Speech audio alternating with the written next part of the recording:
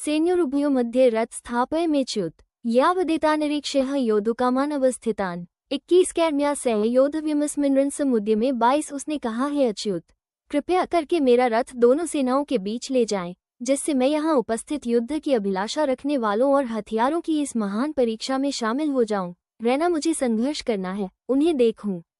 हालांकि श्री कृष्ण साक्षात श्री भगवान हैं, मित्र वे अहेतु की कृपावश अपने मित्र की सेवा में लगे थे।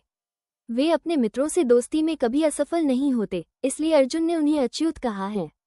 सारथी रूप में उन्हें अर्जुन की आज्ञा का पालन करना था और उनमें कोई आर्द्रीकरण नहीं किया गया था। मूलतः उन्हें अच्युत कहकर नामांकित किया गया था।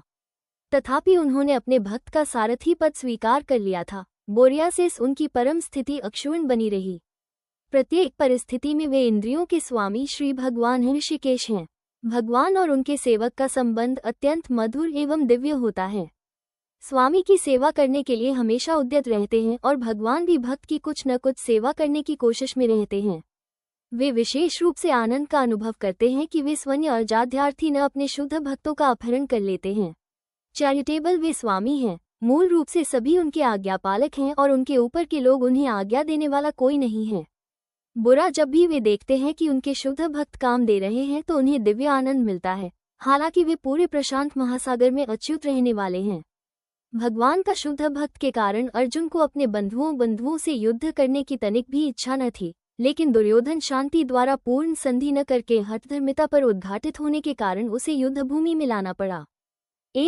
वो ये देखने के लिए बेहद उत्सुक थी कि वॉलैंड में कौन कौन से प्रमुख व्यक्ति शामिल हैं। हालांकि युद्धभूमि में शांति प्रयासों का कोई प्रश्न नहीं है, फिर भी वो उन्हें फिर से देखना चाह रहा था और ये देखना चाह रहा था कि वे इस अलौकिक युद्ध पर किस हद तक तुले हुए हैं। योत्स्यमाननवीक्ष्यः ये एतेत समागतः धार्तराष्ट्रस्य दुर्बुद्धिर्युधे प्रियचिकीर्षवः। मुझे उन लोगों को देखना पसंद है जो यहाँ पर धृतराष्ट्र के दुर्बुद्धि पुत्र दुर्योधन को लुभाने की इच्छा से लड़ने के लिए आए हैं। ये सर्वविदित था कि दुर्योधन अपने पिता धृत के साथ मिलकर पापपूर्ण योजनाएं बनाकर पांडवों के राज्य को हथियाना चाहता था। अतः जिन सभी लोगों ने दुर्योधन का पक्ष लिया था वे एक ही समान धर्म रहेंगे। अर्जुन युद्ध होने से पहले ये तो जान ही लेना चाहती थी कि कौन कौन से लोग आए हैं। ब्यूरा ने अपने सहमति समझौते का प्रस्ताव रखा कि उनकी कोई योजना नहीं थी। ये भी तथ्य था कि वो अपनी शक्ति का, जिसका सामना करना था, अनुमान लगाने की दृष्टि से उन्हें देखना चाह रहा था। हालांकि उसे अपनी विजय का विश्वास था क्योंकि कृष्ण उसके बगल में थे। संजय उवाच एवं मुक्तो हृषिकेशो गुडाकेशिन भारत सैन्योरुभयो मध्ये स्थापयित्वा रथोत्तमम्। संजय ने कहा, हे भरतवंशी, इस प्रकार के वन्यजीवों द्वारा जाने पर भगवान कृष्ण ने दोनों आश्रमों के बीच में उस उत्तम रथ को स्थापित किया जिसे अर्जुन ने खड़ा किया था। इस श्लोक में अर्जुन को गुडाकेश कहा गया है। गुडाका का अर्थ है नींद और जिसे नींद आती है वो गुडाकेश है। नींद का अर्थ अज्ञान भी है। अतः अर्जुन ने कृष्ण की मित्रता के कारण नींद और अज्ञानता दोनों पर विजय प्राप्त की थी।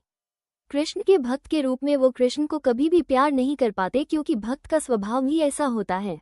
यहाँ तक कि प्रस्तुत या सूचीबद्ध भी कृष्ण के नाम, रूप, गुण और लीलाओं के चिंतन से भक्त कभी मुक्त नहीं रह सकते। अतः कृष्ण के भक्त उनके वास्तविक चिंतन से नींद और अज्ञानता को दूर कर सकते हैं। इसी को कृष्ण भावनामृत या समाधि कहा जाता है। प्रत्येक जीव की इंद्रियों तथा मन के द्वारा निर्देशित अर्थात ऋषिकेश के रूप में कृष्ण अर्जुन के मंतव्य को समझ में आ गया कि वह मध्य में रथ को क्यों खड़ा करना चाहता है। मूल रूप से उन्होंने यही कहा और फिर वे इस प्रकार बोले, भीष्म द्रोण प्रमुक्तः सर्वेषां च महीक्षितम् उवाच पार्थ पश्यैतांस्मेवतं कुरुनीति। भीष्म, द्रोण तथा विश्व भर के अन्य सभी राजाओं के सामने भगवान ने कहा कि हे पार्थ, यहाँ पर सभी एक साथ देखें। संपूर्ण ब्रह्मांड के परमपिता परमात्मा कृष्ण ये जानते हैं कि अर्जुन के मन में क्या आ रहा है। इस प्रसंग में ऋषिकेश शब्द का प्रयोग बताता है कि वे सब कुछ जानते थे। इसी प्रकार के पार्थ शब्द अर्थात पृथा या कुंती पुत्र भी अर्जुन के लिए उपयुक्त होने का कारण महत्वपूर्ण है। मित्र के रूप में वे अर्जुन को बताना चाहते थे कि चतुर्थ अर्जुन के पिता वासुदेव की बहन पृथा की पुत्री थी, इसलिए उन्होंने अर्जुन को उनके सारथी में शामिल करना स्वीकार कर लिया था। आगे सुनने के लिए फॉलो करें।